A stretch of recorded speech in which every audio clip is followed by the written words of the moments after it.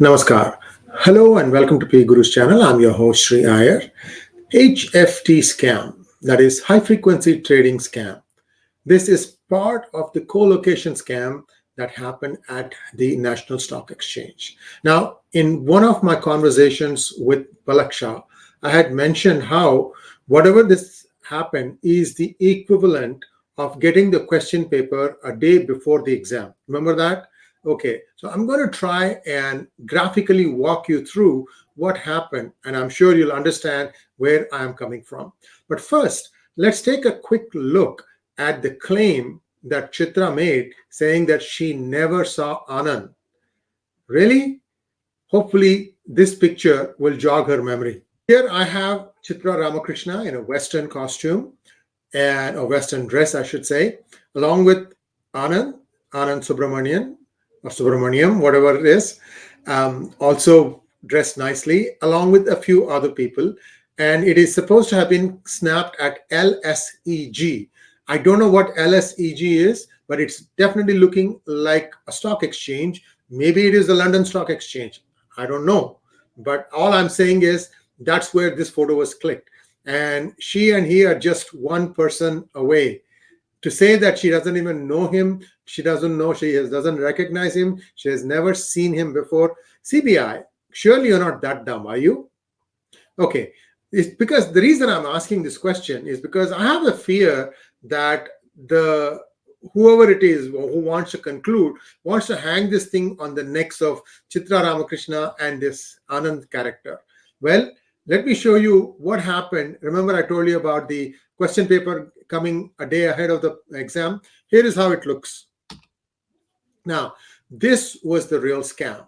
You had Finance Minister Mr. P. Chidambaram, and he directed all his operations through this one minion of his called K.P. Krishnan, and all the operations were followed to the letter, to the T, to the comma, to the full stop by these people at NSE. Ravi Narain, Chitra Ramkrishna, Suprabhat Lala, Ravi Varanasi, and Mr. Ajay Shah. Ajay Shah's wife and Suprabhat Lala's wife are sisters. Ajay Shah and Susan Thomas are the inventors of Nifty 50. And they get paid every month royalty. It is just a formula, a weighted formula. Why would you want to pay them month after month? A lot of things that does not make sense here. Anyway, how did this question paper leak happen?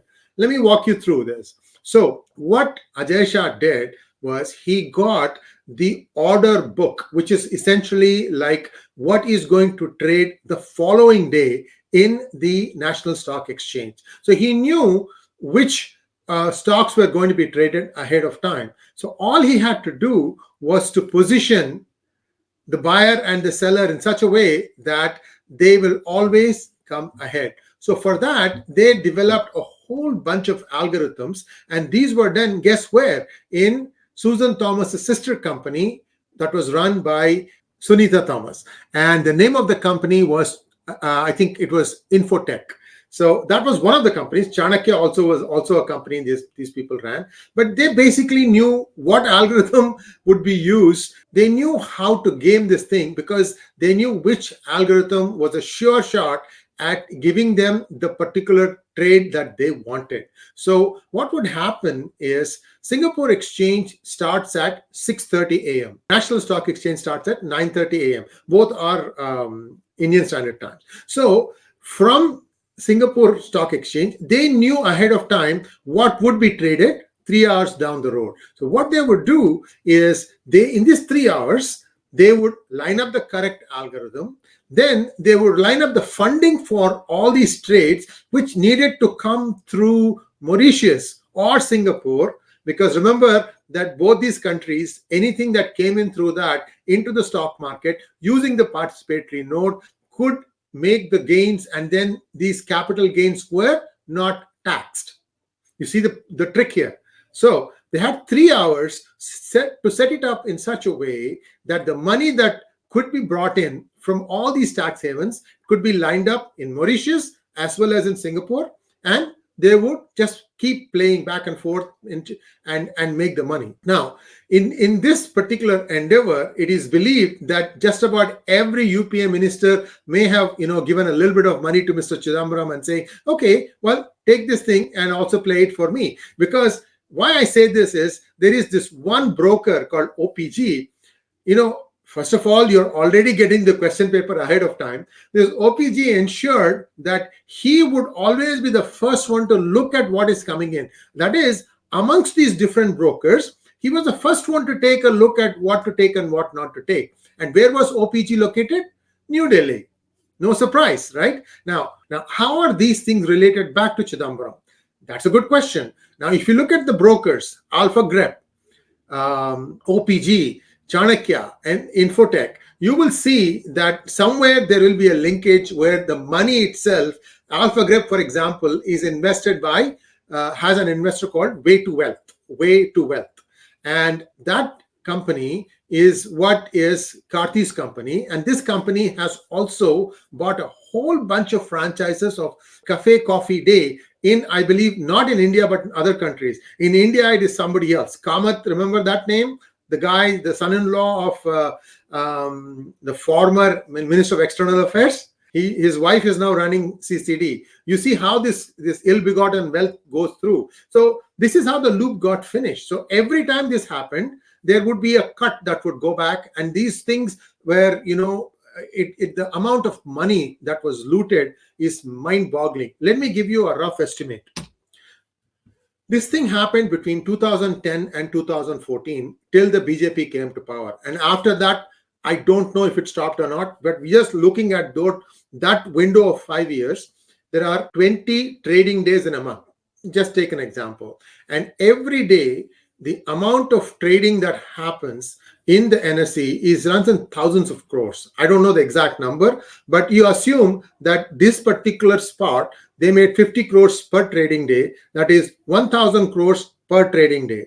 1,000 crores per trading day, right? Now, you have 1,000 crores, 12 months, 5 years, 60,000 crores. That is the amount of loot that was made by a small group of individuals.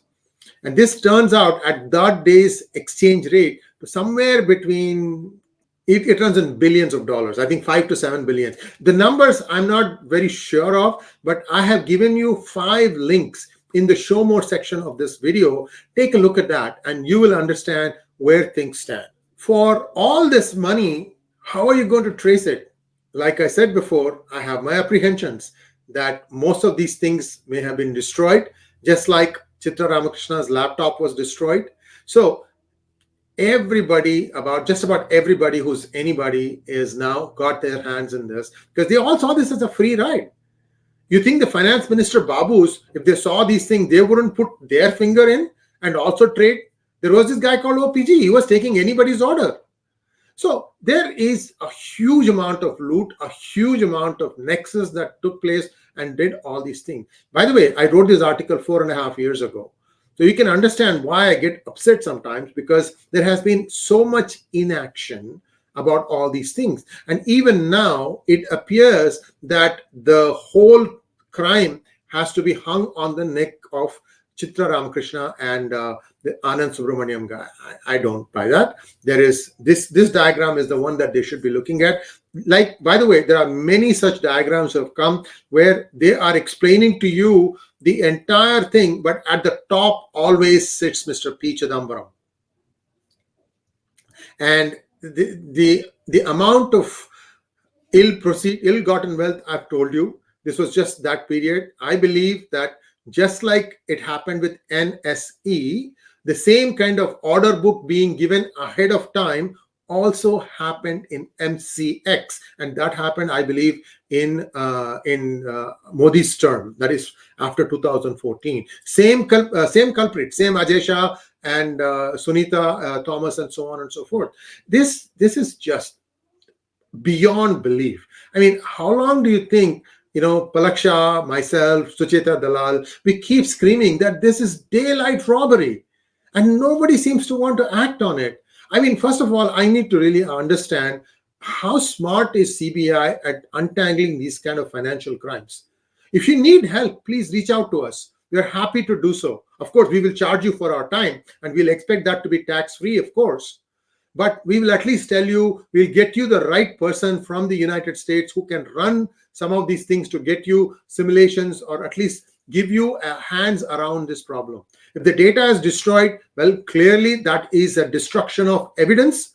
That needs to be also added to the list of charges. So I'm hoping that sanity will prevail and that CBI will take this to the logical conclusion. Thanks for watching. Please do like, share, and subscribe to our channel. And do not forget to click on the bell button. Namaskar.